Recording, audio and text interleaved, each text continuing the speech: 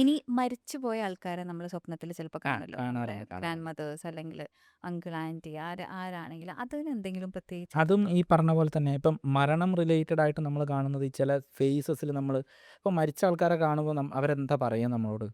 അതിലേക്ക് പോണ്ടാട്ടോ, ആ. അല്ലേ? ചില കാര്യത്തിലേക്ക് ഇല്ലെങ്കിൽ പോകുമ്പോൾ ചിലപ്പോൾ പണ്ട് നടന്ന എന്തെങ്കിലുമൊക്കെ എന്തെങ്കിലും നമ്മൾ. കാര്യങ്ങൾ, ആ. ഇൻസിഡൻസ്, അത് ഈ ചില കാര്യങ്ങൾ നമ്മൾ നിർത്തിയിട്ട് പുതിയ തുടങ്ങുന്ന സംഭവങ്ങളുണ്ടല്ലോ. ആ. അവിടെയാണ് നമ്മൾ ഈ അധികവും മരിച്ച ആൾക്കാരെ റിലേറ്റ് ചെയ്തിട്ടും അങ്ങനത്തെ കാര്യങ്ങളൊക്കെ കാണുക. ഒരു ന്യൂ സ്റ്റാർട്ടിങ് തുടങ്ങുന്ന സമയത്ത് നമ്മളുടെ ഉള്ളിൽ ഉണ്ടാകുന്ന ഒരു കൺഫ്യൂഷനാണത്.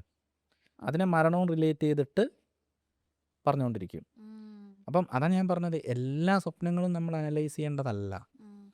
ഇതെങ്ങനെ നമ്മുടെ നിത്യജീവിതത്തിൽ വരുന്നുണ്ട്, ആ. അല്ലെങ്കിൽ എന്താ പറയുക, നമുക്കത് ശരിക്കും എന്തെങ്കിലും തരത്തിൽ ബുദ്ധിമുട്ടുണ്ടാക്കുന്നുണ്ടെങ്കിൽ മാത്രമേ ബുദ്ധിമുട്ടുണ്ടാക്കുന്നുണ്ടെങ്കിൽ നമ്മൾ അതിനെ മാത്രം നോക്കിയാൽ മതി. ഇത് ഔട്ട് ഓഫ് ക്യൂരിയോസിറ്റി ആണ് അതെ അതെ നമ്മൾ അതെ അതെ അതെ അതെ ചോദിക്കുന്നതും അതെ എല്ലാം. അതെ അല്ലാതെ അതെ. ഇറ്റ് ഡസൻ മീൻ കേട്ടോ അങ്ങനെ ഒരു അർത്ഥമില്ല. നിങ്ങൾ ഇങ്ങനെ ഒരു സ്വപ്നം കാണുന്നുണ്ടെങ്കിൽ ഇറ്റ് ഇസ് നോട്ട് നെസസറി. ഇതെല്ലാം നമ്മൾ ഇപ്പോൾ ഇന്റർപ്രിട്ടേഷൻ ഓഫ് ഡ്രീംസ് എന്നുള്ള ബുക്കാണെങ്കിലും ഒന്നും ഇങ്ങനെ തന്നെയാണെന്ന് പറയുന്നില്ലെന്ന് തോന്നുന്നു. ഉം, ഇങ്ങനെ ആവാം, ഉം. മേ ബി എന്ന് മാത്രമേ നമുക്ക് എല്ലാവർക്കും ഉണ്ടാവുന്ന ഒരു ക്യൂരിയോസിറ്റീനെ അഡ്രസ്സ് ചെയ്യുന്ന ഒരു എപ്പിസോഡാണ് അതാണ്. ബേസിക്കലി. പക്ഷേ ഇതിലിപ്പം നമ്മൾ ഈ പറയുന്നതിന് ഇതിലപ്പുറത്തേക്ക് ഇപ്പം ഒരു സ്പെസിഫിക് സാധനം നമ്മൾ സ്ഥിരമായിട്ട് കാണുന്നുണ്ടെങ്കിൽ അതിനെ നമ്മളൊന്ന് നോട്ടീസ് ചെയ്യുന്നത് ആ, നല്ലതാണ്. ഒന്ന് ഡീകോഡ് ചെയ്യുന്നത് നല്ലതാണ്. ഡിക്കോഡ് ചെയ്ത് കഴിഞ്ഞാൽ അതിന് പിന്നിൽ എന്തായാലും ഒരു ഫാക്ടർ ഉണ്ടാവാറുണ്ട്. ഉം. അതെ, അത് നിങ്ങൾക്ക് യൂസ്ഫുൾ ആവാം, യൂസ്ഫുൾ അല്ലാതിരിക്കാം. ആ, ബട്ട് സ്റ്റിൽ അല്ല, അത് യൂസ്ഫുൾ ആയിരിക്കും. കാരണം ആണോ? ഞാൻ ബേസിക്കലി ഒരു കാര്യം പറയാം. ആ.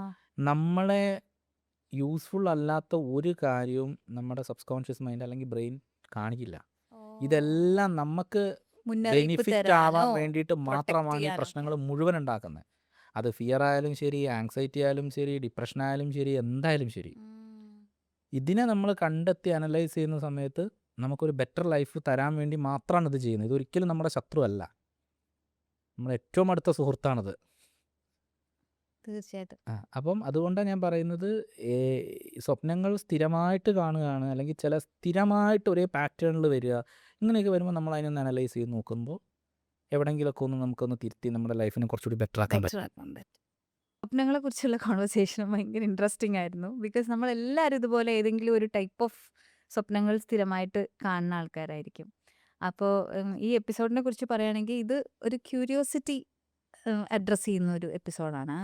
എന്ന് വിചാരിച്ച് നിങ്ങൾ എന്തെങ്കിലും പർട്ടിക്കുലർ ഒരു സ്വപ്നം കാണുന്നുണ്ട്, അത് നിങ്ങൾക്ക് ബുദ്ധിമുട്ടാവുന്നുണ്ട് എന്നുണ്ടെങ്കിൽ അഡ്രസ്സ് അതെ ചെയ്യേണ്ടെന്നല്ല. അതെ.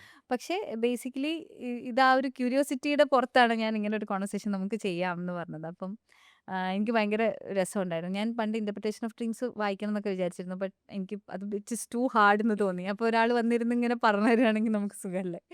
അപ്പോൾ ഭയങ്കര നല്ലതായിരുന്നു. അപ്പം ഒരുപാട് പേരുടെ ലൈഫ് ടച്ച് ചെയ്യാൻ പറ്റട്ടെ ആസ് എ സൈക്കോളജിസ്റ്റ്.